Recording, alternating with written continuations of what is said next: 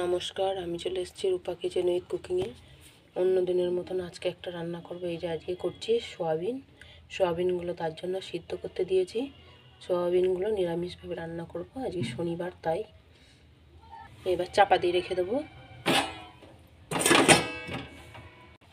এই সোয়াবিনটা সিদ্ধ হয়ে গেছে, এটাকে পুরো নামিয়ে ফেলবো। এবার এই যে কড়াইয়ে চাপিয়ে দিয়েছি, তেল দিয়েছি, তেলটা গরম হয়ে গেছে। এবার ফোড়ন দিচ্ছি গোটা জিরে, শুকনো লঙ্কা, এই যে তেজপাতা দিচ্ছি একটা।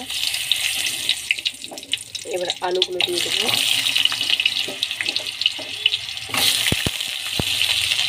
এই যে সোয়াবিনগুলো সব ধুয়ে তুলে নিয়েছি। আলুগুলো ভাজা হয়ে গেছে, আবার দিয়ে দিচ্ছি সোয়াবিনগুলো। এই যে লবণ দিচ্ছি,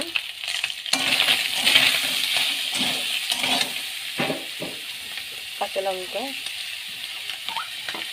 এই যে টমেটো কুচি,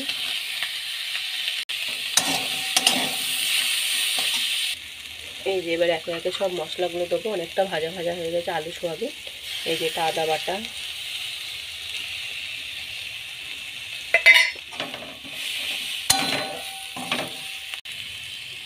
লঙ্কার গুঁড়ো,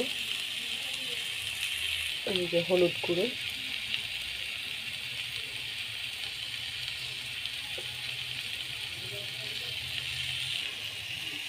জিরের গুঁড়োটা, এই যে চিনি দিচ্ছি কিছুটা। এবার জল দেবো।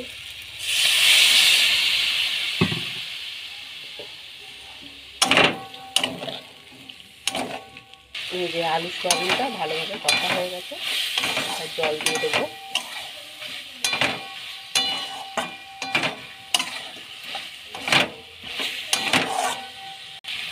জল দিয়ে দিচ্ছে না।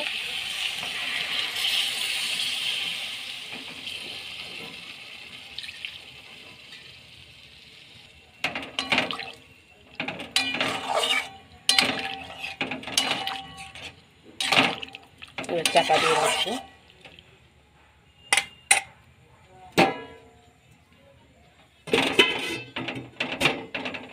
এই যে সোয়াবিনের তরকারিটা হয়ে গেছে, একটু ঘি দিচ্ছি।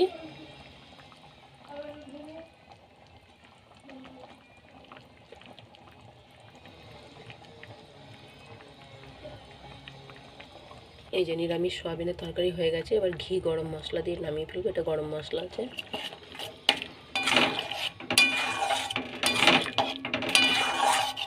এবার এটাকে নামিয়ে ফেলবো। যে নিরামিষ সোয়াবিনের তরকারি হয়ে গেছে, নামিয়ে ফেলেছি। কেমন হয়েছে অবশ্যই জানাবেন। ভিডিওটা প্রথম থেকে শেষ পর্যন্ত দেখবেন। ভালো লাগলে একটা লাইক করবেন, আশা করি ভালো লাগবে।